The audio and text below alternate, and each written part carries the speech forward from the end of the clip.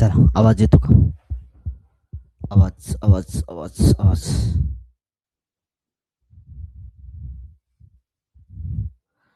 आवाज येतो का? आवाज. चला, आवाज येतो का? ओके, चलो. डन. आवाज, आवाज, आवाज.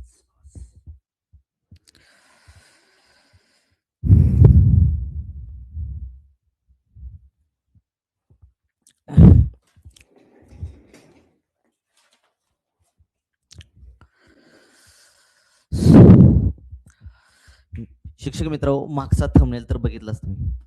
टीईटी 2026 साठी 120 मार्क कशा पद्धतीने घ्यायचे? 120 मार्क घेण्यासाठी नियोजन काय असलं पाहिजे आपलं? प्रत्येक विषयाची रणनीती काय असली पाहिजे? कारण तुम्ही 2025 चा जर रिझल्ट बघितला, टीईटी 2025 चा रिझल्ट बघितला, तर फक्त 100% पैकी 11%च व्यक्ती काय झाले त्या ठिकाणी, म्हणजे शिक्षक काय झाले त्या ठिकाणी पात्र झालेत. मग बाकी 89% जे नापास झालेत, ते का नापास झाले? तर ह्याचं कारण आहे, लक्षात ठेवा, की योग्य नियोजन न करणे. पेपराला ॲडव्हर्टाइज झाली, फॉर्म भरायचा, डायरेक्टली पेपरला जायचं, मार्केटमधली कुठलीतरी पुस्तकं उचलायची आणि अभ्यास करायचा. तर असं पास होत नसतं, लक्षात ठेवा. तर त्यासाठी योग्य असं नियोजन असलं पाहिजे आपलं. योग्य अशी रणनीती असली पाहिजे. तरच आपण, लक्षात ठेवा, 120 प्लस मार्क घेऊ शकतो किंवा आपण टीईटी पात्र होऊ शकतो. मग टीईटी पात्र होण्याचं गमक म्हणजे योग्य अशी रणनीती आणि योग्य असं प्लॅनिंग. वेळेचं योग्य प्रकारे जर नियोजन केलं, प्रत्येक विषयाचं जर योग्य प्रकारे नियोजन केलं, तर शिक्षक मित्रांनो, तुम्ही 2026 जूनमध्ये होणाऱ्या 2026 शिक्षक पात्रता पास होऊ शकता. हा स्वतःमध्ये कॉन्फिडन्स असला पाहिजे. त्यासाठी तुम्हाला अगोदरच पासून ती तयारी करावी लागेल. मग टीईटी 2026 देण्यासाठी महत्वाचे मुद्दे समजून घेणं गरजेचं आहे. नुसतं उठलं, फॉर्म भरला, मार्केटमधली पुस्तकं उचलली, तिकडं पानं 4-5 वाचली आणि डायरेक्टली आपण पेपरला गेलो, तर नाही. जर असं होत असतं तर लक्षात ठेवा, 89% लोकं नापास झालीच नसती. बरं, ह्या वर्षी अगोदरच्या टीईटी पेक्षा, लक्षात ठेवा, म्हणजे टीईटी भरती झाली, टीईटी सॉरी, जी एक्झाम झाली त्याच्यापेक्षा ह्याचा रिझल्ट थोडासा वाढलाय. अगोदर 3-4%च रिझल्ट असायचा. आता रिझल्ट का वाढला, तर थोडंसं मुलांनी ह्याच्याकडे, कारण शिक्षक भरतीमध्ये आता टीईटी तर कंपल्सरीच आहे. जे नवीन डी-एड, बी-एड करतात त्यांच्यासाठी तर. प्लस जे शिक्षक आता कार्यरत शिक्षक आहेत, त्यांना सुद्धा शासनाने टीईटी कंपल्सरी केलेली आहे. मग 1ली ते 5वी साठी पेपर क्रमांक 1 आणि 6वी ते 8वी साठी पेपर क्रमांक 2 पात्र करावं, तुम्हाला पास व्हावं लागेलच. प्लस जर तुम्हाला मुख्याध्यापक म्हणून किंवा तुम्हाला पदोन्नती पाहिजे असेल, तर तुम्हाला टीईटी पेपर क्रमांक 2 पास होणं अनिवार्यच आहे आणि 2027 पर्यंत तुम्हाला ही परीक्षा पास व्हायची आहे, शिक्षक मित्रांनो. त्यासाठी तुम्हाला 2026 जूनमध्ये होणाऱ्या टीईटीमध्ये पात्र होण्यासाठी योग्य असं नियोजन करणं अपेक्षित आहे. तर त्यासाठी टीईटीसाठी महत्त्वाचे मुद्दे समजून घ्यावा, की बाबा 2026 ची टीईटी पास होण्याची रणनीती काय असली पाहिजे. तर पहिली गोष्ट आहे, लक्षात ठेवा, की शिक्षक पात्रता परीक्षा, म्हणजे त्याला आपण टीईटी म्हणतो, ती 2 स्तरावरती घेतली जाते. एक तुमची प्राथमिक स्तरावरती आणि एक तुमची उच्च प्राथमिक स्तरावरती. प्राथमिक स्तर म्हणजे 1ली ते 5वी साठी पेपर क्रमांक 1 तुम्हाला पात्र होणं आवश्यक असतं आणि उच्च प्राथमिक स्तर म्हणजे 6वी ते 8वी साठी तुम्हाला पेपर क्रमांक 2 पास होणं आवश्यक आहे. आणि जर तुम्हाला मुख्याध्यापक म्हणून किंवा इतर पदोन्नती घ्यायची असेल, तर तुम्हाला पेपर क्रमांक 2 पास होणंच गरजेचं आहे मित्रांनो.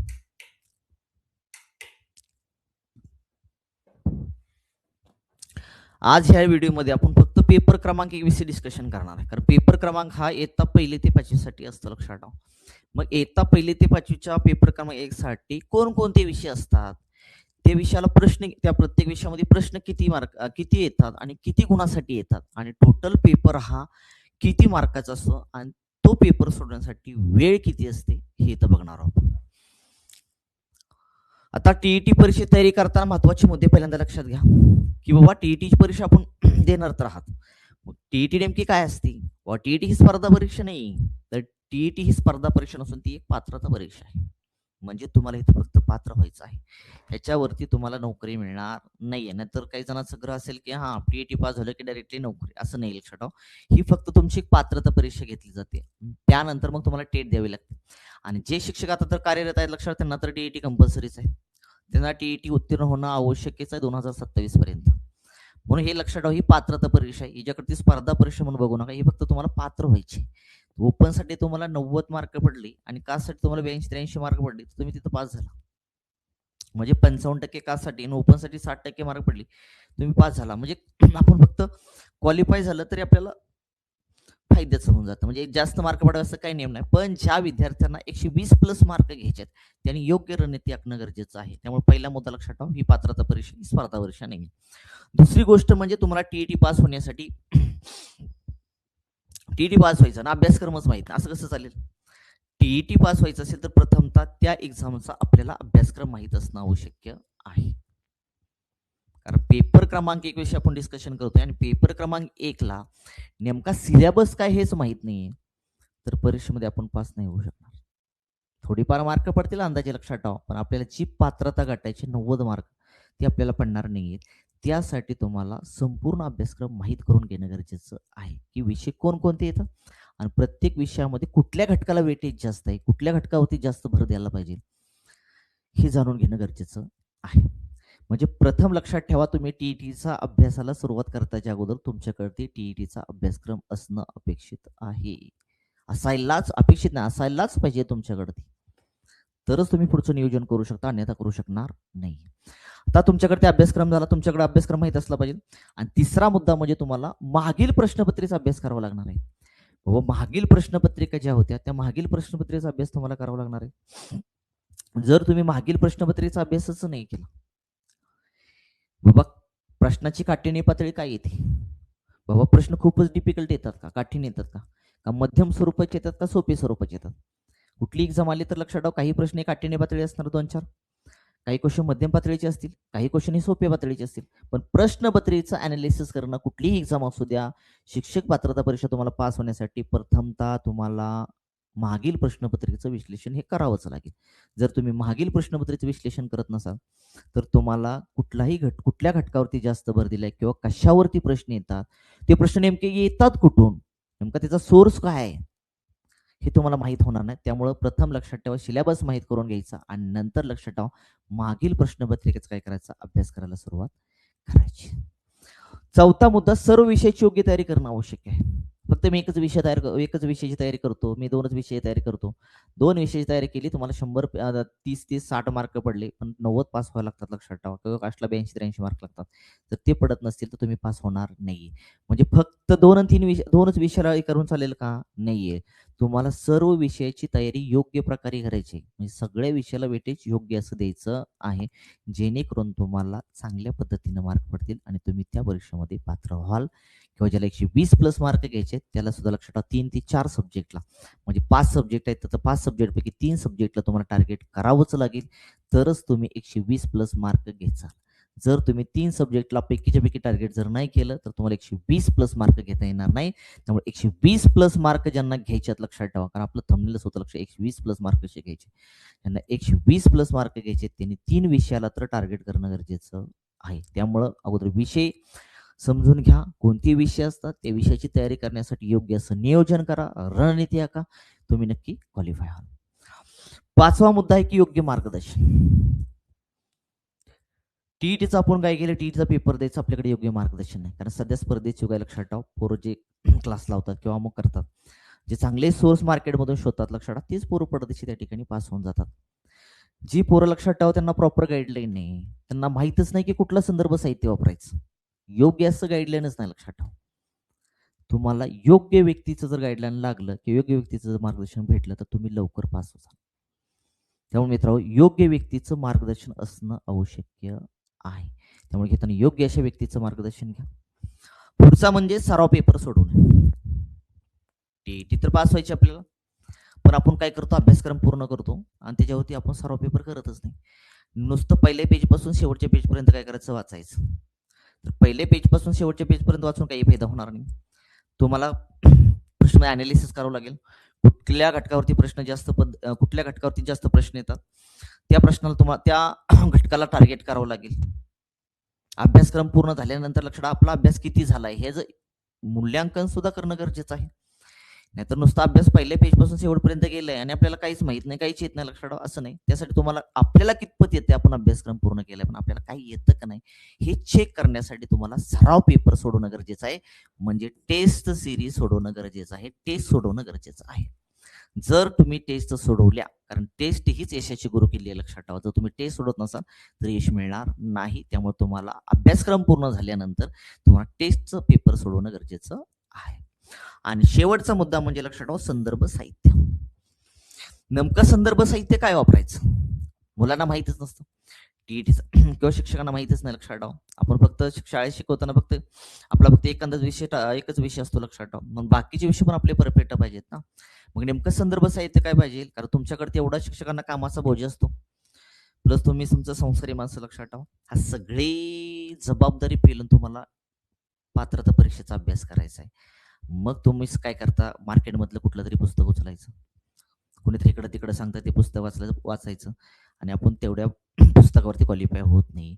तुम्हाला योग्य असं संदर्भ साहित्य निवडणं अपेक्षित आहे. आपण शिक्षक पात्रता परीक्षा येतोय, पहिल्या प्रयत्नामध्ये पास व्हायचं, आपल्याला 120+ मार्क घ्यायचेत आपल्याला, तर संदर्भ साहित्य योग्य प्रकारे निवडलं गेलं पाहिजे. आणि योग्य प्रकारे संदर्भ साहित्य निवडण्यासाठी तुम्हाला योग्य अशा व्यक्तीचं, म्हणजे जे व्यक्ती, लक्षात ठेवा, टीईटी क्वालिफाय झालेत अशा व्यक्तीकडून तुम्ही योग्य असं मार्गदर्शन घेणं गरजेचं आहे.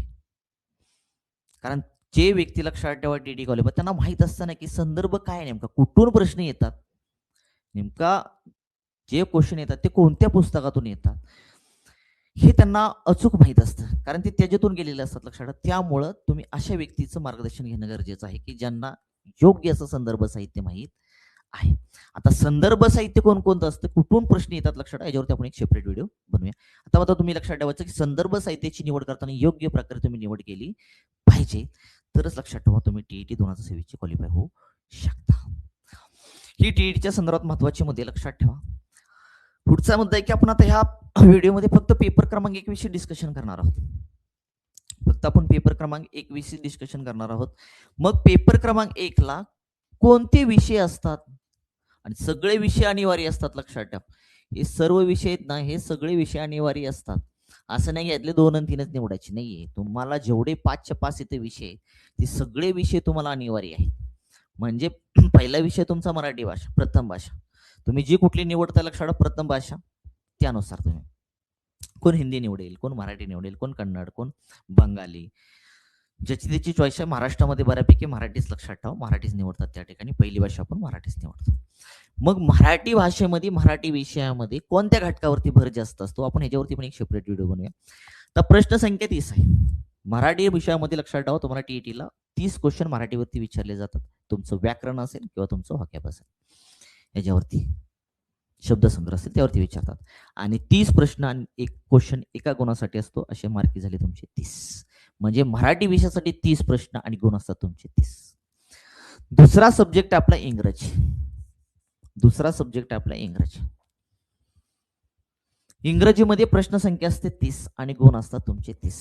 प्रश्न संख्या आहे 30 इंग्रजी विषयांची आणि एक क्वेश्चन एका मार्काला, तर गुण आहेत तुमचे 30, लक्षात ठेवा. पुढचा विषय बालमानसशास्त्र किंवा अध्यापनशास्त्र. बालमानसशास्त्र आणि अध्यापनशास्त्रावरती सुद्धा तुम्हाला 30च क्वेश्चन विचारतात आणि गुण त्यासाठी असतात तुमचे 30, मित्रांनो. पुढचा आहे परिसर अभ्यास. परिसर अभ्यासावरती सुद्धा, मग परिसर अभ्यासामध्ये तुमचे इतिहास आला, भूगोल आला, तुमचं सायन्स आलं, याच्यावरती तुम्हाला प्रश्न विचारणार आणि प्रश्न संख्या असते 30, लक्षात ठेवा. आणि गुण असतात तुमचे 30 परिसर अभ्यासावरती. पुढचं आहे तुमचं गणित. गणित विषयामध्ये प्रश्न संख्या आहे तुमची 30 आणि एक क्वेश्चन एका मार्काला, गुण आहेत तुमचे 30. म्हणजे प्रत्येक 5 विषयाची प्रश्न संख्या 30 आहे आणि 5 विषयाची गुणसंख्या किती, प्रत्येकाला 30 आहे. अशी प्रश्न संख्या एकूण तुमची झाली 150 आणि गुण झाले तुमचे एकूण 150. आणि 150 पैकी आपल्याला पडायचे 120+, मित्रांनो. ज्याला 120+ पडायचे त्यांनी 120+ टार्गेट ठेवायचं. लोएस्ट टार्गेट ठेवायचं नाही, एकदम हायएस्ट टार्गेट ठेवायचं की बाबा आपल्याला 120 टार्गेट ठेवा, कुठंतरी तुम्ही पास होऊ झालं, लक्षात. म्हणजे हायएस्ट टार्गेट ठेवलं तर आपण ते मार्क मिळवण्यासाठी तेवढ्या इंटेन्सिटीने आपण अभ्यास करणार आहोत. आणि म्हणून आपण जर आपण तेवढ्याच इंटेन्सिटीने जर अभ्यास केला तर आपण ती एक्झाम सहज काय करणार, त्या ठिकाणी क्वालिफाय होणार आहोत. त्यामुळे आपलं टार्गेट हे, लक्षात 120+ असलं पाहिजे. जेणेकरून तो दृष्टिकोन समोर ठेवून तुम्ही 120 प्लसचा सर्व विषयाचा चांगल्या पद्धतीने योग्य अशा नियोजनबद्ध पद्धतीने तुम्ही अभ्यास करायचा. आता 120 प्लस मार्क घ्यायचे, तर 120 प्लस मार्क असेच पडणार नाहीत, लक्षात ठेवा. तुम्हाला काय करावं लागेल, याच्यातले 5 पैकी 3 सब्जेक्टला तुम्हाला टार्गेट करावं लागेल. आता कोणत्या सब्जेक्टला टार्गेट करायचं सर? तुमचा प्रश्न आहे की यार कोणत्या सब्जेक्टला टार्गेट करायचं? कोणत्या सब्जेक्टला टार्गेट करायचं? आता तुम्हाला ज्या विषयावरती कमांड आहे, तुम्ही ज्या विषयावरती तुमची कमांड आहे त्या विषयाला टार्गेट करा. आणि त्या विषय टार्गेट केल्यानंतर तुम्हाला तिथं एक सुद्धा मार्क गेला नाही पाहिजे, पैकीच्या पैकी मार्क पडले पाहिजेत. जसे की आता माझा सब्जेक्ट गणित आहे, मी गणिताला टार्गेट केलं. मी गणितामध्ये 30 क्वेश्चनच्या क्वेश्चन बरोबरच आणणार, लक्षात मला तिथं 30 पैकी 30च पडले पाहिजेत. मला इथं 30 पैकी 30 पडलेच पाहिजेत, कारण तो माझा हातच आहे, मला त्यातले सगळे कन्सेप्ट जमतात. मग मी तिथं मार्क घालवत असेल तर नाही आहे चालणार, लक्ष. म्हणजे मी जर त्या माझ्या कमांड असणाऱ्या विषयावर जर मार्क घालवत असेल तर मी 120 प्लस जाणार नाही, कारण आपल्या ज्या विषयावरती कमांड चांगले तिथं तुम्हाला एक पैकीच्या पैकी मार्क पडलेच पाहिजेत आणि पडतात गणितामध्ये. राहिला तुमचं परिसर अभ्यास. परिसर अभ्यासावरती सुद्धा लक्षात ठेवा, हा सोपा टॉपिक आहे. बऱ्याच जणांना वाटतं हा अवघड टॉपिक आहे, लक्षात ठेवा. पण काय काय जण असे की परिसर अभ्यासाला ते टार्गेटच करत नाही. का? तर त्याला खूप वाचावं लागतं, इतिहास वाचावा लागतो, भूगोल वाचावा लागतो, सायन्स वाचावं लागतं. नाही, लक्षात ठेवा, ह्याच्यामध्ये जर परिसर अभ्यासामध्ये जर तुमचा इतिहास असेल, भूगोल येत असेल, तुमचं सायन्स येत असेल, लक्षात ठेवा 6वी 8वी पर्यंत, तरीही तुम्ही एक लक्षात ठेवा की हे पाठ्यपुस्तकाच्या माहिती प्रश्न जात नाहीत. पाठ्यपुस्तक असेल आणि आपलं डीएडचं काही परिसर अभ्यास थोडाफार काय असेल, लक्षात ठेवा माहिती, ती जर तुम्ही एकत्रित केली त्या ठिकाणी, म्हणजे अध्यापनशास्त्र याच्यामधलं काही थोडंफार केलं, कशातलं परिसर अभ्यासामधलं थोडं डीएडचं काय केलं, आणि प्लस लक्षात ठेवा तुम्ही काय केलं, 4थी ते 8वी 9वी पर्यंत पकडा, 4थी ते 10वी पर्यंत पकडा, 4थी ते 10वी पर्यंत, जास्त 8वी पर्यंत करायचं. जर तुम्ही 4थी ते 10वी पर्यंत, 4थी ते 10वी पर्यंत जर तुम्ही सगळे सब्जेक्ट टार्गेट केले, म्हणजे इतिहास केला, जिओग्राफी केला, सायन्स केला, तर तुम्हाला परिसर अभ्यासामध्ये पैकीच्या पैकी मार्क मिळतात. आणि जर तुम्हाला पैकी पैकी मार्क घ्यायचे नसेल, 28 27 25 ते 30च्या दरम्यान घ्यायचे, तर मी सांगतो तुम्हाला 4थी ते 8वी पर्यंत जे विषय आहेत, इतिहास, भूगोल आणि सायन्स, याला टार्गेट करा. ह्याच्या बाहेर एक क्वेश्चन जाणार नाही, मी तर सांगतो, कारण मी लक्षात ठेवा 5 वेळा क्वालिफाय. मी काय केलं, मी फक्त लक्षात पाठ्यपुस्तक करतो, बाकी काही करत नाही, आणि स्कॉलरशिपची पुस्तकं वापरतो. स्कॉलरशिपची पुस्तकं वापरा आणि तुम्ही फक्त पाठ्यपुस्तक करा. तुम्ही नक्की 2026ची डीडी पास होणार. तुम्ही काय करता, मार्केटमधलं कुठलं तर लेखाचं पुस्तक उचलायचं आणि करायचं, काय उपयोग होणार नाही, लक्षात ठेवा. तुम्ही फक्त आपल्या महाराष्ट्र शासनाची पाठ्यपुस्तक करा, तुम्ही नक्की पास व्हाल. त्यामुळे परिसर अभ्यासासाठी लक्षात ठेवायचं, फक्त महाराष्ट्र शासनाची पाठ्यपुस्तकं करा, तुम्हाला 100% त्यामध्ये चांगले मार्क पडतील. म्हणजे इथं जर तुम्ही टार्गेट केलं नाही, इथं जर तुम्ही 28 टार्गेट करून चला, 28 जर केले तरी तुम्ही 120 प्लस जाऊ शकता.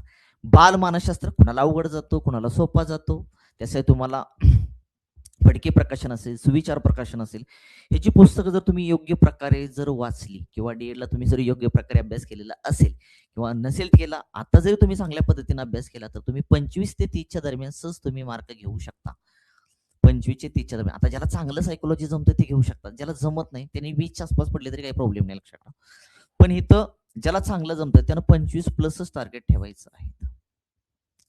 इंग्रजी भाषा आहे, काही जणांना इंग्रजी जमत नाही, काही जणांना इंग्रजी जमतो. ज्याला इंग्रजी जमतो त्याचं टार्गेट चांगलं आहे, ज्याचं इंग्रजीवरती कमांड आहे, त्याला इथं 25 ते 30च्या दरम्यान, म्हणजे 27 28 29 मार्क पडलेच पाहिजेत. कारण इंग्रजी एवढा अवघड विचारत नाहीत. इंग्रजीचा भाग बघितला, तुमचे समानार्थी शब्द, विरोधार्थी शब्द असेल, तुमचं चेन दवायचं असेल, क्वेश्चन टॅग असेल, तुमचा डायरेक्ट इनडायरेक्ट स्पीच असेल, क्लॉज असेल तुमचं, असे बरेचसे टॉपिक आहेत जे बऱ्याचशा टॉपिकवरती प्रश्न विचारतात, आणि त्यांचे ते फिक्स असतात टॉपिक, त्याच्यावरतीच ते प्रश्न विचार. तुम्ही जर चांगल्या पद्धतीने अभ्यास केला तर इथं सुद्धा तुम्ही 25 प्लस मार्क घेऊ शकता.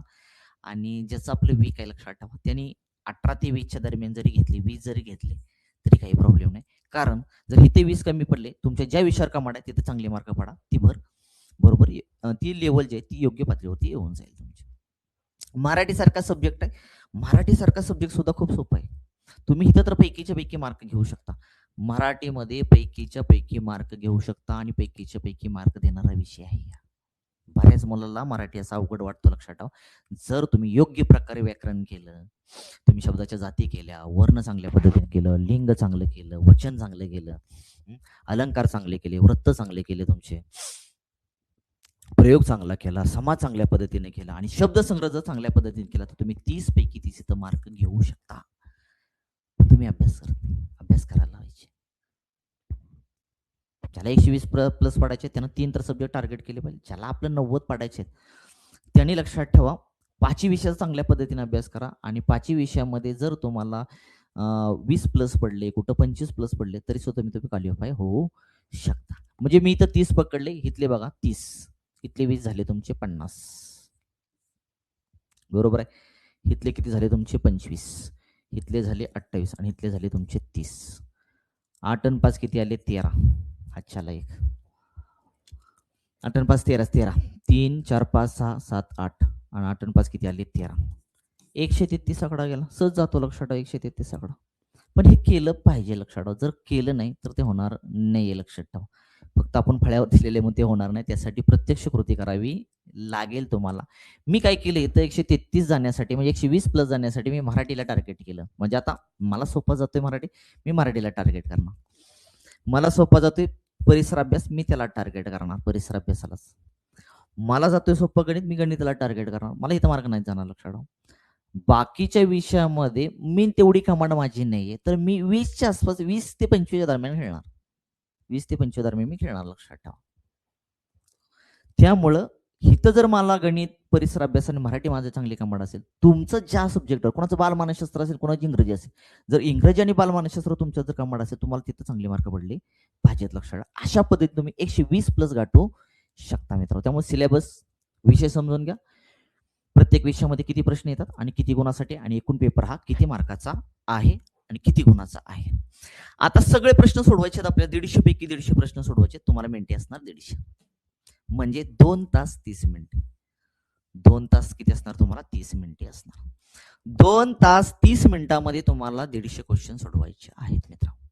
आणि 150 क्वेश्चन सोडवण्यासाठी तुम्हाला तेवढी तुमची टेस्ट सिरीजची म्हणजे पेपर सोडवण्याची प्रॅक्टिस असली पाहिजे, तरच तुम्ही सोडू शकणार. आता बरेच विद्यार्थी असते मला वेळच पुरला नाही, अमुकच झालं तमुकच झालं, त्याला काय अर्थ राहणार नाही. तुम्ही जर डेली आठवड्यातनं 2-3 पेपरचा सराव जरी केला तर तुम्ही सहज लक्षात ठेवा टाइम मॅनेजमेंट करू शकता. त्यामुळे टाइम मॅनेजमेंट करण्यासाठी लक्षात ठेवा 2 तास 30 मिनिटांमध्ये पेपर सोडवण्यासाठी तुम्हाला सराव पेपर सोडवणं आवश्यक आहे. त्यामुळे तुम्हाला 150 क्वेश्चन सोडवण्यासाठी वेळ असतो 2 तास 30 मिनिटे. यामधील पैकीच्या पैकी मार्क मिळवून देणारा जो घटक आहे ना, तो आहे गणित. आज आपण फक्त गणित या विषयाचा सिलेबस बघणार आहोत की गणित या विषयावरती कोणत्या घटकावरती टीईटी पेपर क्रमांक 1 वरती भर असतो. म्हणजे टीईटी क्रमांक पेपर 1 मध्ये कोणत्या घटकावरती गणित विषयामध्ये प्रश्न येतात त्या घटकावरती आपण चर्चा करणार आहोत. मग जर गणित या विषयाचा तुम्ही जर नियोजनबद्ध अभ्यास केला तर या गणित विषयात पैकीच्या पैकी म्हणजे 30 पैकी 30 गुण मिळवू शकता मित्रांनो. या गणित विषयासंबंधी टीईटी एक्झाम मध्ये कोणत्या घटकावरती जास्त भर असतो बघा. मी अजून सांगतो इथं जर तुम्ही योग्य पद्धतीने म्हणजे तुमच्या बेसिक गणितामध्ये बेसिक कन्सेप्ट जे असतात त्या सुद्धा क्लिअर पाहिजेत. जर तुमच्या बेसिक कन्सेप्टच क्लिअर नाही काय होऊ शकणार नाही. बेसिक कन्सेप्ट क्लिअर पाहिजे गणितातल्या लक्षात ठेवा सगळं मुळापासून. डायरेक्ट गेला नापा तोटा करायला. नापा तोटा करायच्या अगोदर तुला गुणोत्तर प्रमाण येणं आवश्यक आहे. तुला शेकडेवारी समजणं आवश्यक आहे. तुला शेकडेवारीची येत नाही लक्षात ठेवा. तुम्हाला शेकडेवारी येत नसेल तर तुम्ही नफा तोटा चांगल्या पद्धतीने नाही सोडू शकणार. तुम्हाला काळकाम सोडायचं तर काळकाम लसावी मासावी येणं गरजेचं आहे. जर तुम्ही लसावी मासावी येत नसेल तुम्हाला तर तुम्ही काळकाम चांगल्या पद्धतीने नाही सोडू शकणार लक्षात ठेवा. काळकामध्ये शेकडेवारीवरती प्रश्न असतात त्या ठिकाणी. शेकडेवारी सगळीकडे उपयोगी पडते लक्षात ठेवा. सूट कमिशन असेल तुमचं तिथं सुद्धा तुमची शेकडेवारी उपयोगी पडते. सरळ व्याज असेल सरळ व्याजामध्ये सुद्धा शेकडेवारी उपयोगी पडते. म्हणजे असे काही टॉपिक असतात ते एकमेकावर डिपेंड असतात. त्यासाठी बेसिक प्रश्न टीईटीला विचारतात. इतके अवघड क्वेश्चन विचारत नाहीत. आणि तुम्ही जर 8वीचं चांगल्या पद्धतीने स्कॉलरशिपचं पुस्तक केलं आणि प्लस लक्षात ठेवा तुम्ही काय केलं 5वी पासून ते 8वी पर्यंत किंवा 9वी पर्यंत 10वी पर्यंत पकडा चला 10वी पर्यंत पकडून चला. जर तुम्ही 5वी ते 10वी जर गणिताची पाठ्यपुस्तक जर केली तर 30 पैकी 30 मार्क घेऊ शकता. पण आपण ते करत नाही. आपण मार्केटमधलं कुठलं तरी पुस्तक उचलतो आणि त्यानुसार अभ्यास करतो. मार्केटमधलं पुस्तक उचलून तुम्हाला गणितामध्ये पैकीच्या पैकी मार्क पडणार नाहीयेत. तुम्हाला पाठ्यपुस्तकच करावी लागतील आणि प्लस स्कॉलरशिपची पुस्तक करावी लागतील. त्याच्या बाहेर क्वेश्चन जाणार नाही. म्हणजेच टीईटी एक्झाम करताना गणित मधील कुठल्या घटकावरती भर असला पाहिजे. पहिल्यांदा लक्षात ठेवा गणितामध्ये मूलभूत संबोधन जे असतात तुमच्या ते क्लिअर पाहिजे तुमच्या. गणितामधले जे मूलभूत संबोधन असतात लक्षात ठेवा ते तुमचे क्लिअर पाहिजे. तार्किकता तुम्हाला आली पाहिजे, प्लस समस्या निराकरण आलं पाहिजे तुम्हाला. म्हणजे तुमचे गणितातील मूलभूत संबोधन योग्य तुम्हाला आले पाहिजेत. तार्किकता तुम्हाला माहीत असली पाहिजे. समस्येचं निराकरण करता आलं पाहिजे तुम्हाला आणि गणित विषयाचं अध्यापन शास्त्रीय ज्ञान असलं पाहिजे तुमच्याकडे. जे आपल्याला डी असताना डी गणित सब्जेक्ट होता त्यामधले लक्षात ठेवा काही मेथड्स असतात, त्या मेथड्स आपल्याला माहीत पाहिजे. म्हणजे गणित विषयाचं अध्यापन शास्त्रीय नॉलेज तुमच्याकडे पाहिजे. मग आता टीईटीला पेपर क्रमांक 1 मध्ये टीईटी पेपर क्रमांक 1 मध्ये गणित या विषयामधील कोणत्या घटकावरती प्रश्न विचारतात?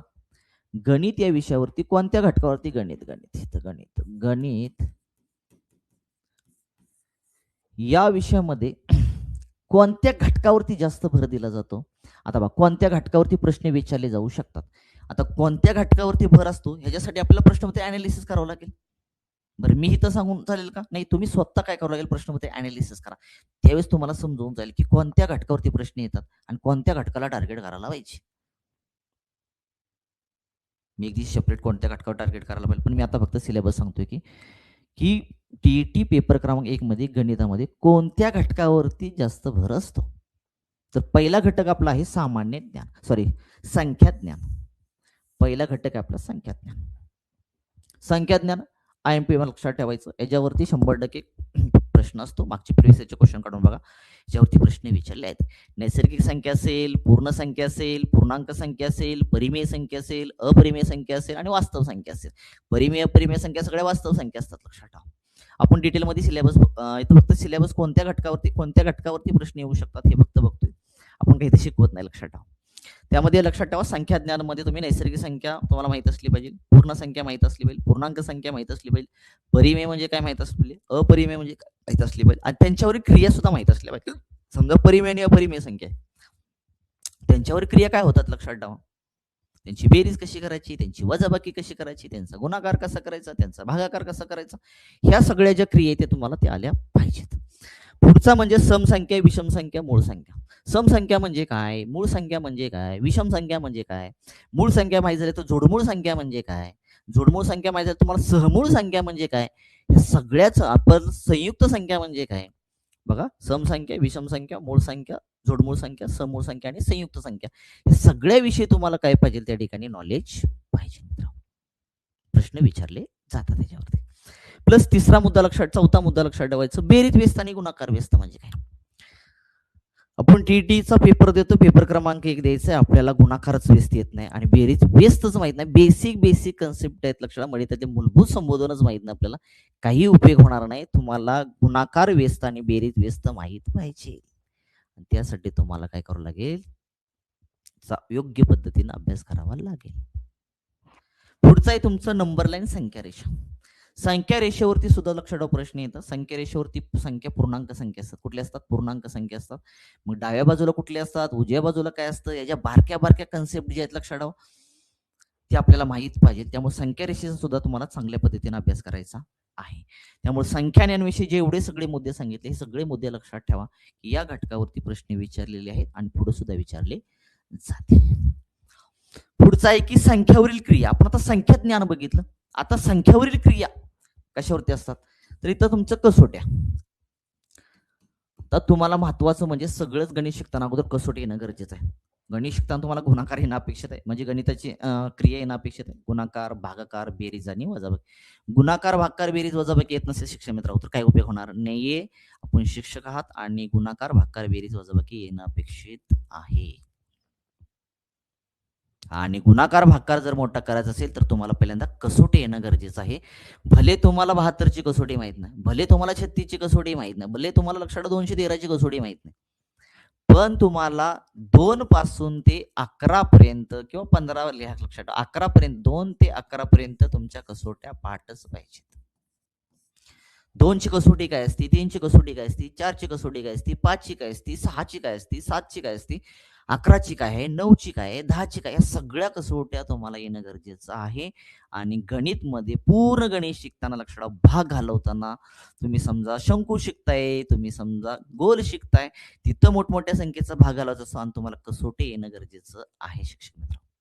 त्यामुळे प्रथम लक्षात ठेवायचं गुणाकार भागाकार बेरीज येत असेल तर पहिलं प्रकरण करून घ्यायचं ते म्हणजे कसोट्या. कारण कसोट्या लक्षात भाग घालवणं पडदेशी सोपं जातं आपल्याला, त्यामुळे ते करून घ्यायचं. पुढचा एक की लसावी आणि मसावी. व्यावहारिक जीवनामध्ये आपण लसावी आणि मसावीचा सुद्धा वापर करतो. मग आपल्याला लसावी काढता आला पाहिजे, आपल्याला मसावी काढता आला पाहिजे. ह्याच्यावरती सुद्धा प्रश्न विचारले जातात. वर्ग काढायचे, वर्गमूळ काढायचे, घन म्हणजे काय, घनमूळ म्हणजे काय, हे सगळ्या कन्सेप्ट माहित पाहिजे. शॉर्ट ट्रिक्स न लक्षात ठेवा, आपल्याला पेपर सोडवायचा आहे इथं. आपण इथं स्पर्धा परीक्षा नाही, इथं काय पात्रता परीक्षा आहे. आपल्याला कमी वेळेमध्ये जास्त क्वेश्चन सोडवायचे मित्रांनो. तुम्हाला शॉर्ट ट्रिक्स न वर्ग काढणे, घनमूळ काढणे, घन काढणे जुळलं पाहिजे, जमलं पाहिजे. त्यावेळी घटकावर आपल्याला भर द्यायचा आहे. दशांश अपूर्णांक म्हणजे काय, व्यवहारी अपूर्णांक म्हणजे काय, दशांश अपूर्णांकाचे किती प्रकार पडतात, व्यवहारी अपूर्णांकाचे किती प्रकार पडतात, त्या ठिकाणी हे सगळं माहित असणं अपेक्षित आहे. दशांश अपूर्णांकावरती प्रिव्हियस इयरला क्वेश्चन विचारलेले आहेत, बघून घ्या पेपर. पुढचा मुद्दा आहे तुमचा, लक्षात ठेवा, घातांक. संख्यावरील क्रियामधला पुढचा मुद्दा आहे घातांक. घातांक माहित असणं अपेक्षित आहे. 15 ते 16 रूल लक्षात ठेवा घातांकाचे, किंवा 10-12 असतील लक्षात, जेवढे असतील तेवढे सगळे घातांकाचे रूल आपल्याला माहित असणे आवश्यक आहे, तरच आपण घातांकावरचे प्रश्न सोडवू शकतो. त्यामुळे घातांक सुद्धा आपल्याला योग्य पद्धतीने करायचा आहे, ह्याच्यावरती सुद्धा प्रश्न विचारतात. पुढचा महत्वाचा म्हणजे गुणोत्तर, प्रमाण, चलन आणि सरासरी. तुम्हाला गुणोत्तर आणि प्रमाण, गुणोत्तर म्हणजे काय माहित पाहिजे, प्रमाण म्हणजे काय माहित पाहिजे. जर तुम्हाला गुणोत्तर आणि प्रमाण चांगल्या पद्धतीने जमलं तर प्रमाण भागीदारी चांगल्या पद्धतीने जमतं. चलन असेल लक्षात, तुमचं समचलन असेल किंवा तुमचं व्यस्त चलन असेल, ह्याच्याविषयी तुम्हाला सुद्धा माहिती असली पाहिजे त्या ठिकाणी, याचा सुद्धा चांगल्या पद्धतीने तुम्हाला अभ्यास करायचा, ह्याच्यावरती सुद्धा प्रश्न विचारले जातात. सरासरी असेल, सरासरी या घटकावरती सुद्धा लक्षात ठेवा. सरासरी म्हणजे काय असते, क्रमांक संख्यांची मधली संख्या असते त्या ठिकाणी, किंवा सरासरी काढण्यासाठी एकूण संख्यांची बेरीज, एकूण प्राप्तांकाची बेरीज भागिले एकूण प्राप्तांक असतात. त्यामुळे तुम्हाला सरासरी या घटकाचा अभ्यास करताना तुम्हाला एकदम बेसिक पासून, एकदम मुळापासून करावं लागणार आहे. ज्याचं गणित खूप कच्चं आहे लक्षात ठेवा, त्यांना ह्या गोष्टी कराव्या लागणार आहेत आणि त्या कराव्या लागतील शिक्षक बांधवांना, त्याशिवाय आपल्याकडे ते ऑप्शन नाही. जर आपण हे केलं नाही तर आपण 30 पैकी 30 मार्क घेऊ शकणार नाही. आणि हा लक्षात, खरं सांगतो, विषय काही जणांना अवघड वाटतो, पण खरं सांगतो पैकीच्या पैकी मार्क देऊन जाणारा विषय. हे तर काय लक्षात वाचत बसत नाही, कन्सेप्ट क्लिअर झाली की संपला विषय, मार्क मिळतात लक्षात, प्रश्न सहज सुटतात. त्यामुळे सरासरी सुद्धा करायची आपल्याला. पुढचा तिसरा घटक महत्वाचा लक्षात ठेवायचा ते म्हणजे भूमिती. मी सांगायची गरज नाही, तुम्ही पेपर देणार आहे किंवा दिला असेल लक्षात, कोण पास झाला असेल नसेल, तुम्ही एकदा प्रिव्हियस इयरचे क्वेश्चन जर ओपन करून बघितले तर प्रिव्हियस इयरचे क्वेश्चन ओपन करून बघितले तर लक्षात ठेवा, तुम्हाला मागील प्रश्नपत्रिकेमध्ये तुम्हाला सरळ सरळ लक्षात ठेवा भूमितीवरती आलेले प्रश्न दिसतील. भूमितीवर तुम्हाला प्रश्न दिसतील. आता इथं आहे बघा आकृती, इथं जर पेपर बघितला तर तुम्ही लक्षात ठेवा 2025चा पेपर आहे, पेपर क्रमांक 1 आहे. तर इथं तुम्हाला 111 क्रमांकाला सुद्धा तुम्हाला जॉमेट्रीवरती प्रश्न विचारले, स्पर्शिकेवरती.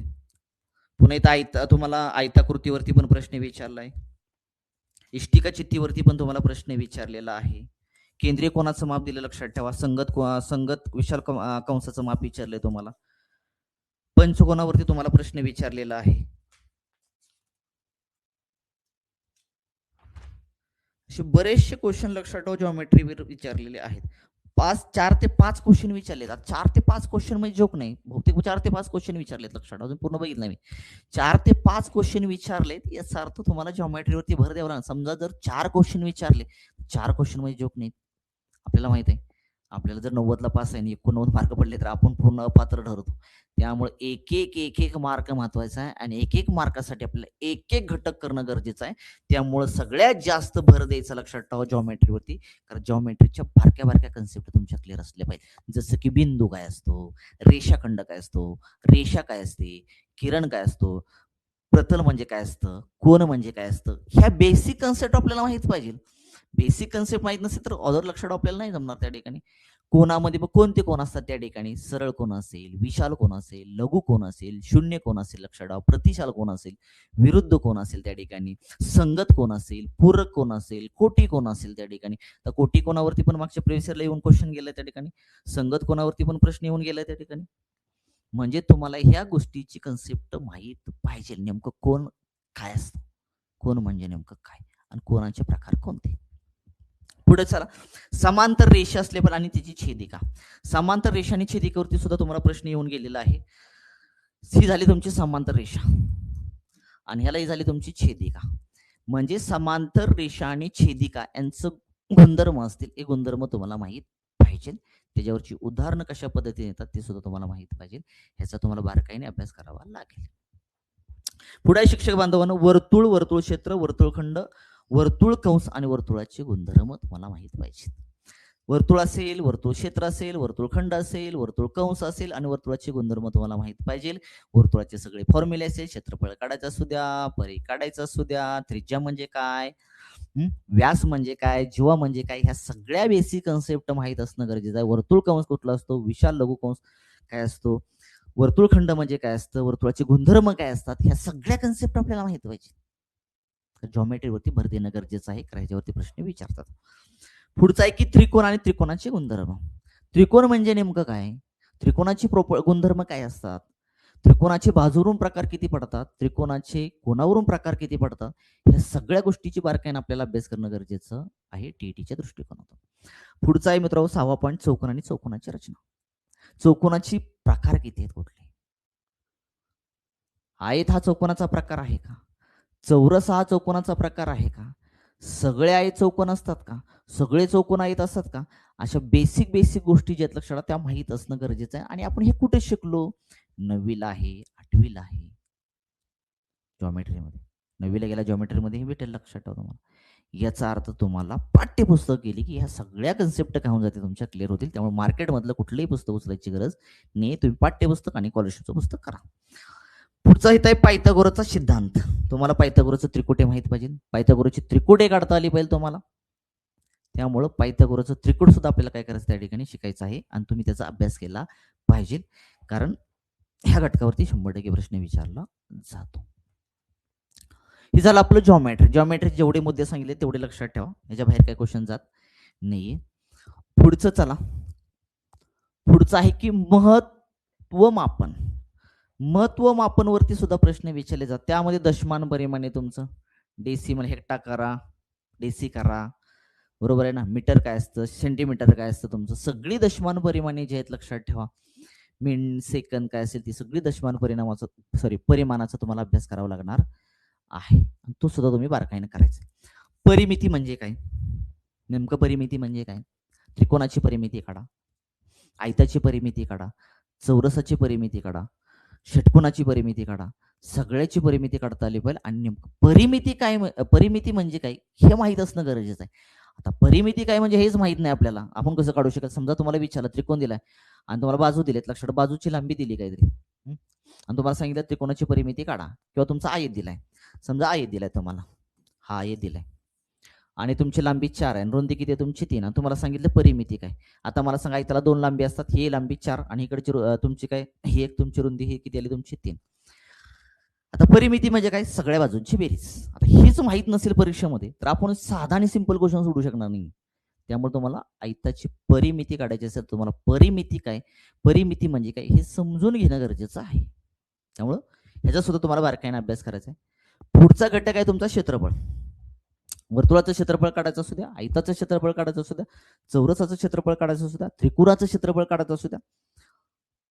त्रिकोणाचं क्षेत्रफळ काढायचं, लक्षात पायाने उंची दिले तो त्यांना कसं काढायचं, किंवा त्रिकोणाच्या तिन्ही बाजू दिलेत तुम्हाला, त्रिकोणाच्या तिन्ही बाजू दिल्यानंतर हेरोचं सूत्र कशा पद्धतीने वापरायचं, अर्धपरिमिती कशी काढायची, या सगळ्या गोष्टीची तुम्हाला कन्सेप्ट क्लिअर पाहिजेत, लक्षात ठेवा. त्यामुळे क्षेत्रफळ हा घटक सुद्धा तुम्हाला योग्य पद्धतीनं अभ्यास करायचा आहे. पुढचा आहे तुमचं घनफळ आणि पृष्ठफळ. वृत्तचित्तीचं घनफळ काढा, शंकूचं घनफळ काढा, गोलाचं घनफळ काढा, इष्टिका चित्तीचं घनफळ काढा. तुम्हाला ह्या सगळ्याचं घनफळ काढता आलं पाहिजे, ह्या सगळ्याचं पृष्ठफळ काढता आलं पाहिजे, आणि आपल्याला हे सगळं शिकायचं आहे. ह्याच्यासाठी तुम्हाला सांगतो त्या ठिकाणी तुम्हाला पाठ्यपुस्तकं किंवा तुम्हाला स्कॉलरशिपची पुस्तकं वापरायची आहेत मित्रांनो. पुढचा घटक आहे तुमचा सांख्यिकी. पुढचा घटक कुठला तुमचा सांख्यिकी. सांख्यिकीमध्ये काय येतं, मागचं प्रिव्हियसचे क्वेश्चन जर काढले तुम्ही तर इथं बघा, पेपर आहे माझ्याकडे 2025चा. ह्याच्यामध्ये गणित पेपर क्रमांक 1 मध्ये जर गेला, तुम्हाला पहिलाच इथं क्वेश्चन विचारलेला होता आलेखावरती.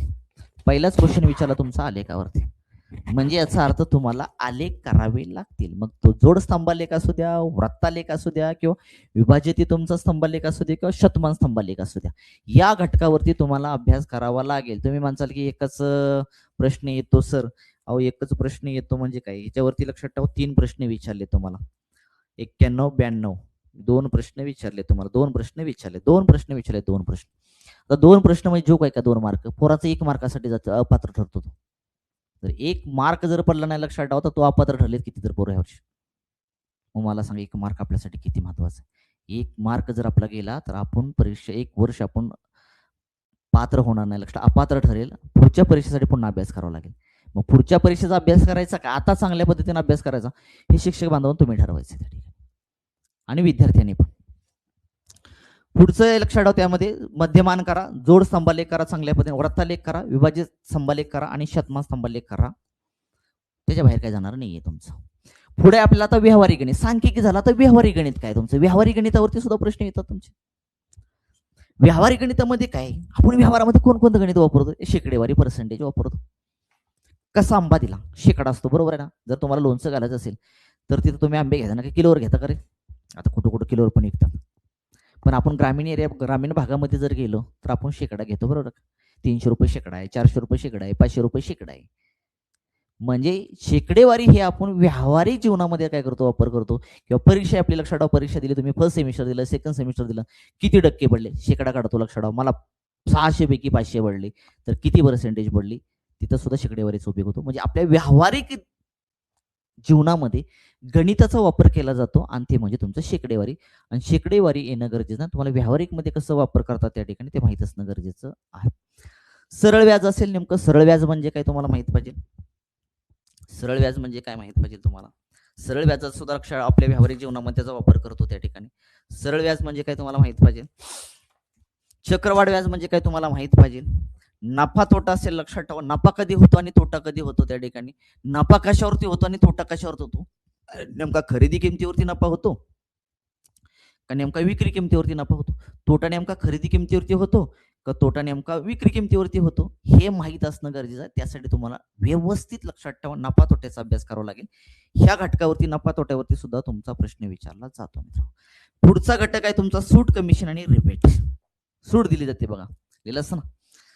10% सूट आहे, 50% सूट आहे, 80% सूट आहे. 80% एवढं कोण देणार नाही, 5% 10% सूट देऊन टाकतील तुम्हाला त्या ठिकाणी. मग सूट कमिशन सुद्धा लक्षात, कमिशन घेतलं लक्षात, दोन व्यवहार करायचे लक्षात, मध्ये कोण जर कमिशन खात असतो त्या घटकावरती सुद्धा तुम्हाला काय करायचा, अभ्यास करायचा आहे. तो घटक सुद्धा चांगल्या पद्धतीने अभ्यास आहे. या घटकावरती सुद्धा टीईटीला प्रश्न विचारले जातात मित्रांनो. पुढचा अजून एक महत्वाचं घटक म्हणजे काय सांगायचं माहिती का, ज्यात राहिलेत माझे. अजून एक लक्षात ठेवायचं, दिनदर्शिका म्हणजे कालमापन. दिनदर्शिका या घटकावरती सुद्धा प्रश्न विचारले जातात. मला वाटतं 24चा हा 25चा 24चा पेपर जो होता लक्षात, 24च्या पेपरमध्ये दिनदर्शिका या घटकावरती प्रश्न आला होता. दिनदर्शिका या घटकावरती प्रश्न आलेला होता मित्रांनो. त्यामुळे दिनदर्शिका म्हणजे कालमापन सुद्धा करणं गरजेचं आहे. तुम्ही म्हणजे कालमापन एक मार्क देऊन जायला लक्षात, कालमापन सुद्धा चांगल्या पद्धतीने करा तुमचा. दुसरा महत्वाचा मुद्दा म्हणजे तुमचं घड्याळ. घड्याळावरती 24ला पण प्रश्न विचारला होता बहुतेक वाटते, आणि 25ला तर प्रश्न विचारला. 25चा पेपर माझ्या हातामध्येच आहे. 25ला प्रश्न विचारला काय माहिती का, 11:15 वाजता घड्याळातील तास काटा आणि मिनिट काटा यांच्यामध्ये किती अंशाचा कोन होईल. आणि तुम्हाला हाच प्रश्न प्रत्येक वेळी विचारतात लक्षात ठेवा. एवढ्या वाजलेत, 4:15 वाजले, तास काटा आणि मिनिट काटा यांच्यामध्ये किती अंशाचा कोन होईल. बस साधा आणि सिंपल लक्षात ठेवा, फॉर्म्युला लक्षात ठेवला किंवा अजून बेसिक वेगळ्या कन्सेप्ट लक्षात, त्या लक्षात ठेवला की तुमचा प्रश्न. आता ही बेसिक कन्सेप्ट फॉर्म्युला कसा तयार होतो, काय होतो, हे तुम्हाला सगळ्या बेसिक कन्सेप्ट अगोदर शिकावं लागतील. ते डायरेक्टली डायरेक्ट फॉर्म्युला माहिती आहे, पाठ असेल काहीच प्रॉब्लेम नाहीये. आणि तसं पण एक क्वेश्चन येतो लक्षात ठेवा, डायरेक्ट फॉर्म्युला जरी पाठ करून तुम्ही गेला तुम्हाला 1 मार्क मिळू शकतो. त्यामुळे तो एक फॉर्म्युला पुस्तकामध्ये असतो कुठं ना कुठं, तो तुम्ही ते करू शकता, काही प्रॉब्लेम नाही. घड्याळ झालं, त्यामुळे घड्याळ एक चांगल्या पद्धतीने करा, 2 मार्क फिक्स झाले तुमचे. आणि तिसरा घटक लक्षात ठेवायचं, आकृत्यांची संख्या मोजणे. आकृत्यांची संख्या मोजणे, संख्या मोजणे हा घटक सुद्धा IMP ह्याच्यावरती मला वाटतं मी जेव्हा बघेल ना लक्षात ठेवतो पेपर मागचे, मी जेवढे पेपर दिले ना त्या प्रत्येक पेपरमध्ये लक्षात ठेवा. मला वाटतं मी 14ला पास होतो, त्यानंतर गॅप टाकला मी थोडासा, मी म्हणजे पास असल्यावर द्यायची काही गरज नाही लक्षात ठेवा. त्यानंतर मग 24चे मी पेपर दिले, CTT असेल तुमचा, TET असेल, 25चे पण पास आहे लक्षात, सगळे दिले. म्हणजे जेव्हा गरज वाटेल तेव्हा मी देतो. तसं मी प्रत्येक पेपरमध्ये बघितलं तर आकृत्यांची संख्या मोजणे याच्यावरती प्रश्न आहेच. आता माझ्यासमोर 25चा पेपर आहेच. प्रश्न क्रमांक 116 आहे तुम्हाला इथं. नाही इथं आधीला आहे, पण इथं वेगळं विचारलं, इथं स्क्वेअरचं काहीतरी विचारलं तुमचं. पण इथं आकृत्यांची संख्या विचारले एकच मिनिट मराठीमध्ये कुठे इथं फक्त काय विचारले पंचकोनी चिंतेच्या शिरोबिंदूची संख्या पृष्ठाच्या संख्येपेक्षा किती न जास्त असं विचारलं. जरा थोडासा यावर्षी वेगळा विचार. पण मागचे जर मी प्रश्न पेपर हाताळले ना तिथं तर तुम्हाला त्रिकोण दिला जातो, असे तुम्हाला त्रिकोण देतात. त्रिकोणाची एकूण संख्या किती विचारतात त्या ठिकाणी. समजा तुम्हाला असं काय करतात त्या ठिकाणी चौरस देतात, त्या ठिकाणी तुम्हाला विचारतात चौरसाची संख्या किती तुमची, आयतांची संख्या किती.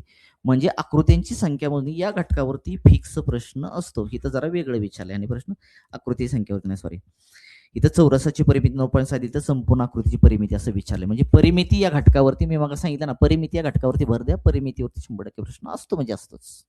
आणि आकृत्यांची संख्या मोजणी असतो म्हणजे असतो, लक्षात ठेवा. मागचे तुमचे 17चा पेपर झाला असेल किंवा कधी झाला असेल पेपर, लक्षात ठेवा. तर तो पेपर एकदा चेक करा, त्याच्यावरती सुद्धा हा प्रश्न आलेला आहेच त्या ठिकाणी. तिथं माझ्याकडे ते पुस्तक आहे त्याच्यामध्ये दिलेत, लक्षात ठेवा. म्हणजे तुम्ही अजून 3 घटक ऍड करायचे, ते म्हणजे कालमापन, घड्याळ आणि आकृत्यांची संख्या मोजणे. म्हणजे तुमचे 3 मार्क इथे फिक्स झाले, लक्षात ठेवा. म्हणजे जेवढे काही मी पॉईंट दिलेत, लक्षात ठेवा, या सगळ्या पॉईंटवरती सगळ्या घटकावरती तुम्हाला काय करायचं, भर द्यायचं आहे. जर तुम्हाला टीईटी 2026 क्वालिफाय व्हायचं असेल तर, किंवा ज्या शिक्षकांना किंवा ज्या विद्यार्थ्यांना 120+ मार्क घ्यायचे, किती 120+ मार्क घ्यायचे, त्यांनी काही तुमच्या आवडत्या टॉपिकवरती किंवा आवडत्या विषयावरती टार्गेट करा, तिथं पैकीचे पैकी मार्क घ्या आणि तुम्ही काय करा, तिथं परीक्षा द्या. नक्कीच तुम्हाला काय भेटेल त्या ठिकाणी, यश भेटेल. अशा पद्धतीने आज आपण काय बघितलं, गणित विषयामध्ये कोणकोणत्या घटकावरती प्रश्न विचारतात. तर लास्ट मुद्दा आहे की बाबा सगळं ठीक आहे, मला सिलेबस कळाला, मला गणितामध्ये घटक कळाले त्या ठिकाणी, पण अभ्यास कधी सुरू करू, महत्वाचं की अभ्यास सुरू करू. आता जून 2026 ला होणार म्हणते टीईटी. जर आता जून 2026 जर टीईटी होणार असेल तर अजून 3 महिने आहेत आपल्याकडे, ते 3.5 महिने आहेत. आता 3.5 महिन्यामध्ये काहीच करायचं नाही का, ठीक आहे, ॲडव्हर्टाईजची वाट बघूया आणि पुन्हा ठरवूया काय करायचं ते. मग ॲडव्हर्टाईज झाली की फॉर्म भरूया, तिथं एक 10-15 दिवस इकडे तिकडे करूया, मार्केटमधलं कुठलं तर पुस्तक उचलूया, अभ्यास करूया. असं शक्य नाही. जर असं होत असतं, लक्षात ठेवा, तर 2025ला 11%च्या आसपास काहीतरी 11%च्या आसपास मुलं सगळे विद्यार्थी पास झालेत. मग त्यामध्ये सगळे शिक्षक बांधववाले सगळे झाले विद्यार्थी. म्हणजे 100%पैकी रिझल्ट फक्त लागला किती, 11% रिझल्ट लागलाय, बाकी 89% नापास. का तर ह्याच्या मागे भरपूर कारण आहेत, लक्षात ठेवा. योग्य असं नियोजन न करणे, योग्य रणनीती न आखणे, सर्व विषयाला टार्गेट न करणे, फक्त एकाच विषयाला टार्गेट करायचं जायचं, असं नाही होत मित्रांनो. तुम्हाला प्रत्येक विषयाला टार्गेट करावं लागेल तरच तुम्ही पास होणार. आणि तुम्हाला आतापासूनच अभ्यासाची सुरुवात करावी लागेल तरच, लक्षात ठेवा, तुम्ही शिक्षक भरतीची पात्रता परीक्षा पास होईल 2026ची. अन्यथा शक्य नाहीये. जर हे सगळं शक्य असतं तर एवढे 89% नापास झाले नसते. म्हणजे तुम्हाला मी काय करतो माहिती का, मला जेवढे विषय वाटतात, मला जेवढे वाटतं ना ह्याच्यामध्ये मी चांगला आहे, मी तेवढे टार्गेट करतो, म्हणून मी पास होतो. म्हणून टार्गेट करायला शिका. तुमचा आवडता विषय ना त्याला टार्गेट करा, तिथं पैकीच्या पैकी मार्क घ्या, नापास नाही होणार तुम्ही. हळूहळू आपण बाकीच्या सब्जेक्टवरती पण सिलेबस काय आहे किंवा गणिताचे आपण लेक्चर त्या ठिकाणी घेऊया, त्यामुळे तुम्हाला ते समजून जाईल. त्या ठिकाणी कोणत्या कोणत्या घटकावरती भर देतो ते सांगितलंच, लक्षात ठेवा. कशा पद्धतीने अजून तुम्हाला कशा पद्धतीचे प्रश्न विचारतात, प्रश्नाची काठिण्य पातळी काय असते ते सुद्धा आपण नंतर बघणार आहोत. मात्र आतापासून अभ्यासाला सुरुवात करायची. जाहिरात कधी येईल किंवा ॲडव्हर्टाईज कधी येईल, लक्षात ठेवा, त्याच्याकडे ती वाट बघत बसू नका. आतापासूनच अभ्यासाला सुरुवात करा, तर 2026ची टीईटी तुम्ही क्वालिफाय आहात. म्हणजे अभ्यासाला सुरुवात कधी करायची, आतापासूनच, ॲडव्हर्टाईज झाल्यावरती नाहीये, नाहीतर पुन्हा एकदा तुम्हाला द्यावी लागेल, लक्षात ठेवा. प्लस पुढचा मुद्दा लक्षात ठेवायचा, विषयानुसार प्रत्येक दिवसाचे नियोजन करा. बाबा विषयानुसार प्रत्येक दिवसाचं नियोजन करा. बाबा आज कुठला सब्जेक्ट घ्यायचा आहे, आज कोणकोणते सब्जेक्ट घ्यायचे, कुठल्या टायमिंग मध्ये मला सब्जेक्ट घ्यायचे, मला बाबा सकाळ सकाळ चांगला अभ्यास होते, मला विषय अवघड कुठला जातो तो टार्गेट करा. तिथं दुपारच्या पर्यंत नाही मला जरा बोर वाटतं, तिथं गणिताला टार्गेट करा, गणित सोडवत बसा, झोप लागणार नाही. म्हणजे विषय घ्या, सगळ्या विषयाला आपल्याला इथं समान न्याय द्यायचा आहे. फक्त 1-2च विषयाला समान न्याय देऊन बाकीचं काहीच करायचं नाही असं शक्य नाहीये. तुम्हाला प्रत्येक विषय घ्यायचा आहे, प्रत्येक विषयाचं दिवसानुसार तुम्हाला योग्य असं काय करायचंय, नियोजन करायचंय, तरच लक्षात ठेवायचं आपण टीईटी क्वालिफाय होणार. त्यामुळे शिक्षक मित्रांनो लक्षात ठेवा, प्रत्येक दिवसाचं विषयानुसार काय करा, त्या ठिकाणी योग्य नियोजन करा. पुढचं आहे तुमचं अभ्यासक्रम पूर्ण केलाय मी आता. झालं बाबा माझा अभ्यासक्रम पूर्ण झाला. मी सगळं वाचून काढलं, ह्या पानापासून त्या पानापर्यंत नुसतं वाचून काढलं, काही फायदा नाहीये तुमचा. पहिल्या पानापासून शेवटच्या पानापर्यंत वाचताय, काही फायदा होणार नाही तुम्हाला. तुम्हाला प्रश्नपत्रिकेचं अनालिसिस करावं लागेल. प्रश्न कुठल्या घटकावरती आले तुम्हाला ते बघावं लागेल आणि त्याच घटकाला तुम्हाला टार्गेट करावं लागेल. असं नाही की दुसरे घटक मग फक्त तेवढ्याच घटकाला टार्गेट करायचं का, तेच पुन्हा घटक येणार का, असं नसतं. लक्षात ठेवा, सगळ्या घटकावरती टार्गेट करायचं आपल्याला. फक्त लक्षात ठेवा, जास्त टार्गेट कुठं, मागच्या प्रश्नपत्रिकेत कुठले घटक आले त्याच्यावर जास्त टार्गेट करायचं. म्हणजे आपल्याला एक समजतं की यार कोणत्या घटकावरती प्रश्न विचारतात, प्रश्न कशा पद्धतीचे विचारतात. बाबा प्रश्नाची काठिण्य पातळी काय आहे, बाबा जास्त कठीण विचारतात का, मीडियम विचारतात, असं सोपे विचारतात. आणि हे कळण्यासाठी तुम्हाला गरज काय माहिती का, मागील प्रश्नपत्रिका सोडवून. जर तुम्ही मागील प्रश्नपत्रिका जर सोडवत नसाल तर हे कळणारच नाही तुम्हाला काहीच. नुसतं मग तुम्ही मार्केटमधलं पुस्तक उचलणार आणि अभ्यास करणार, त्याला काय अर्थ राहणार नाही. मग तुम्ही अभ्यासक्रम तर पूर्ण केलाय, बाबा मला आता किती येते, अभ्यासक्रम तुम्ही पूर्ण केलाय, सगळ्या गोष्टी केल्या तुम्ही, पण आता काय आहे तुमची वेळ सराव करण्याची. तुम्हाला आता काय वेळ आहे तुमची सराव करणे. मग कशाचा सराव करायचा, टेस्ट. टेस्ट हीच यशाची गुरु केली आहे, लक्षात ठेवा. तुम्ही टेस्ट सोडवत नसाल तर तुम्ही यश मिळणं शक्य नाहीये. तुम्ही अभ्यास किती केलाय, डोक्यामध्ये किती आहे हे समजण्यासाठी टेस्ट तर सोडवायला लागेल ना तुम्हाला. त्यामुळे तुम्ही टेस्ट जर अभ्यासक्रम पूर्ण केल्यानंतर तुम्हाला काय करायचं, टेस्ट जास्त सोडवायचे. आणि टेस्ट सोडवताना मागील प्रश्नपत्रिका सुद्धा सोडवणं गरजेचं आहे. मागील प्रश्नपत्रिका सुद्धा सोडवा. मागील प्रश्नपत्रिका बघा, कुठल्या घटकावरती प्रश्न आले, काय आले, प्रश्न काय पद्धतीचे विचारतात, त्यांना काय अपेक्षित आहे, परिषदेला काय अपेक्षित आहे, सॉरी पेपर काढणाऱ्यांना काय अपेक्षित आहे बघा. तुम्हाला काय अपेक्षित आहे बघू नका. तुम्हाला अपेक्षित आहे ते अभ्यास करत असेल तर तो पास नाही होणार. परीक्षेसाठी काय अपेक्षित आहे, परीक्षेमध्ये काय विचारलं जाऊ शकतं, त्यानुसार तुम्ही जर अभ्यास केला, त्यानुसार जर तुम्ही नियोजन आखलं, त्यानुसार जर तुम्ही रणनीती आखली तर 2026 ची शिक्षक बांधवांनो, शिक्षक मित्रांनो आणि विद्यार्थ्यांनो, तुम्ही 100% टीईटी 2026 क्वालिफाय होणार म्हणजे होणारच. जर योग्य असं नियोजन आखलं तर, आणि ते पण आतापासूनच. त्यामुळं गणित विषयाचे मी घटक सांगितले, त्याचं चांगल्या पद्धतीने बघा, त्या घटकावरती टार्गेट करा, तुम्हाला 30 पैकी 30 मार्क मिळून जातील मित्रांनो. जर व्हिडिओ आवडला असेल तर लाईक करा, फॉलो करा आणि जास्तीत जास्त शिक्षक पात्रता परीक्षेचा अभ्यास करणाऱ्या शिक्षक बांधवापर्यंत आणि विद्यार्थ्यापर्यंत हा व्हिडिओ काय करा मित्रांनो, जास्तीत जास्त शेअर करा. धन्यवाद.